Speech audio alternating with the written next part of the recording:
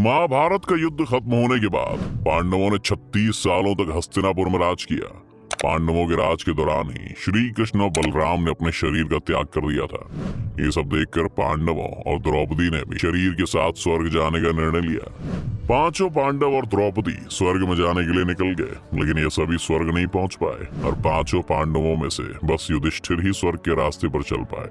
और वहां जाकर उन्होंने देखा कि दुर्योधन जैसा पापी वहां पहले से ही मौजूद था। ऐसे में सवाल आता है कि पांडव हमेशा धर्म के रास्ते पर ही चले, फिर भी उनको स्वर्ग क्यों नहीं नसीब हुआ, और पांडवों में से सिर्फ युधिष्ठिर को ही क्यों स्वर्ग मिला। चलिए दोस्तों, जानते हैं आज के हमारे इस वीडियो में। और वीडियो शुरू होने से पहले अगर आप चैनल पर नए हैं या आपने अभी तक चैनल को सब्सक्राइब नहीं किया है तो चैनल को सब्सक्राइब करें और बेल आइकन दबाना ना भूलें, ताकि हमारे चैनल की कोई भी वीडियो आपसे मिस ना हो जाए। 18 दिनों तक चला महाभारत का युद्ध दुर्योधन की मौत के बाद खत्म हो गया।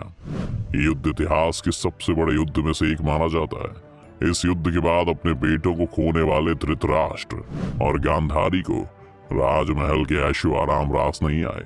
उन्हें महल में अकेलापन महसूस होने लगा, और इसी अकेलेपन को दूर करने के लिए दोनों ने राजमहल छोड़ दिया और अपने जीवन के आखिरी पलों तक जंगल में रहे। दूसरी तरफ भगवान श्री कृष्ण का यदुवंश भी धीरे धीरे खत्म हो गया, जिसके चलते श्री कृष्ण भी पांव में एक तीर लगने के बहाने अपनी लीला समाप्त कर चले गए। पांडव उस समय शान से हस्तिनापुर पर राज कर रहे थे। 36 साल तक राजसी जीवन बिताने के बाद पांडवों को यह भी एहसास होने लगा था कि धरती पर उनका काम पूरा हो गया और पृथ्वी लोक छोड़ने का समय आ गया है। युयुत्सु को पूरे राज्य की देखभाल का जिम्मा सौंपने के बाद पांडवों ने अभिमन्यु के पुत्र परीक्षित को हस्तिनापुर का नया राजा घोषित किया, और महर्षि वेद व्यास से आज्ञा लेकर पांचों पांडव द्रौपदी के साथ स्वर्ग की यात्रा पर चल पड़े। लेकिन स्वर्ग की इस यात्रा के दौरान अर्जुन ने लालच में अपने गांडीव, धनुष और तरकश को नहीं छोड़ा था। यात्रा के दौरान पांचों पांडव कई नदियों, पहाड़ों और समुद्रों की यात्रा करते हुए लाल सागर पहुंचे तो वहां अग्निदेव प्रकट हुए, और उन्होंने अर्जुन से गांडीव को छोड़ने के लिए कहा, क्योंकि उनका काम भी तब तक पूरा हो चुका था। अग्निदेव को गांडीव और तरकश देने के बाद पांडव अपने मार्ग में आगे बढ़े, जहाँ एक कुत्ता भी उनके साथ साथ चलने लगा।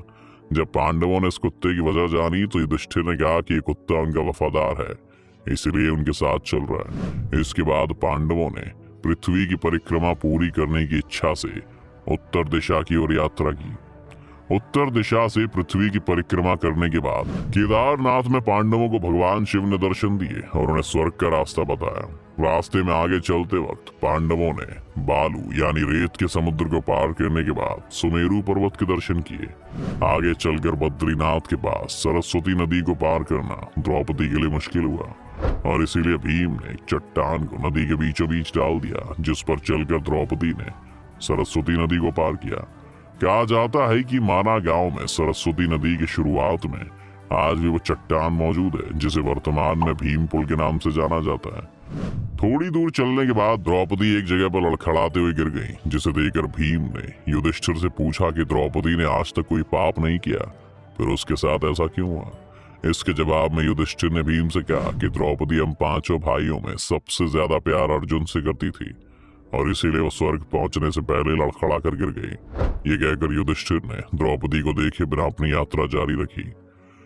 थोड़ी देर चलने के बाद सहदेव भी गिर गया। तब भीम ने युधिष्ठिर से सहदेव के पाप के बारे में पूछा तो युधिष्ठिर ने कहा कि सहदेव को अपनी विद्वत्ता पर घमंड था, जिसके चलते वो किसी को अपने बराबर नहीं समझता था, इसीलिए सहदेव की यह दशा हुई। इसके बाद आगे चलकर नकुल भी गिर गया, और वो भी अपनी यात्रा पूरी नहीं कर पाया। जब भीम ने इसका कारण पूछा तब युधिष्ठिर ने कहा कि नकुल का अपने सुंदर होने पर बहुत घमंड था, इस वजह से वो भी स्वर्ग नहीं पहुंच पाया।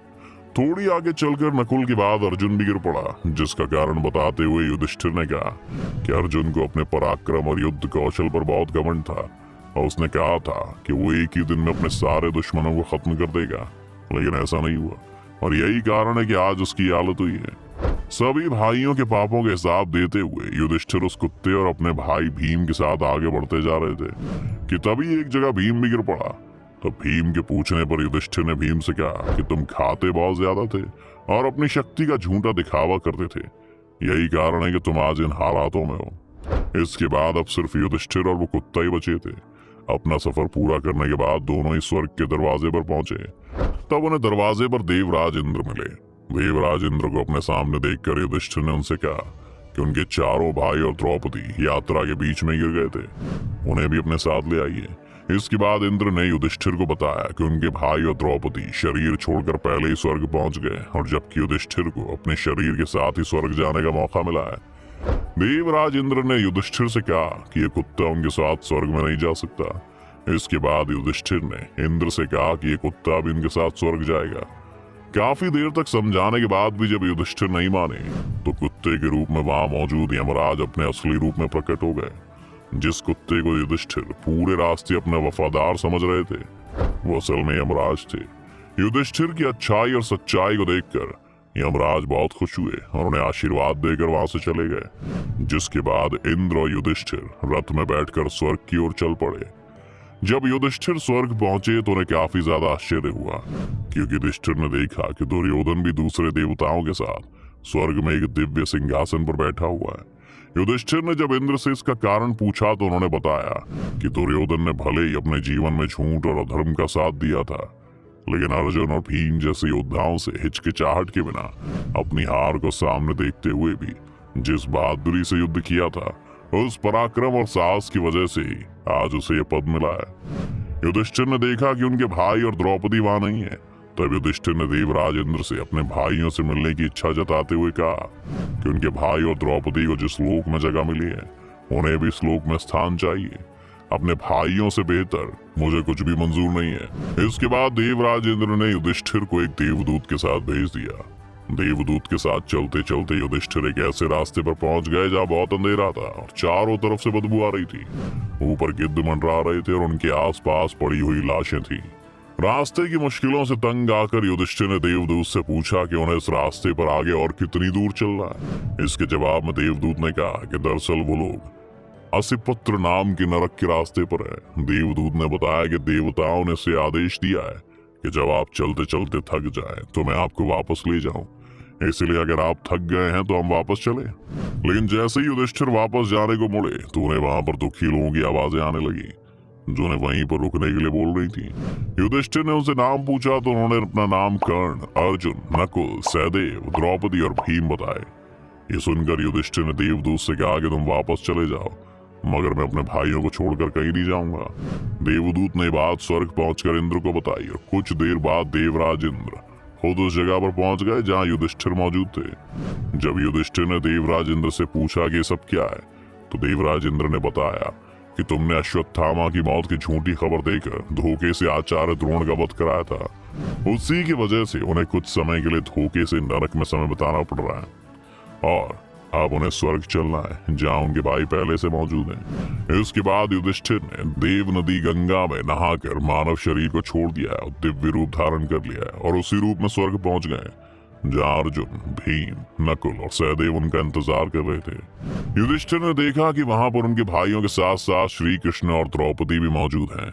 युधिष्ठिर ने देखा कि भीम वायु देवता के पास बैठे हुए थे, कर्ण सूर्य के समान तेज धारण किए हुए थे और नकुल, सहदेव अश्विनी कुमारों के साथ बैठे हुए थे।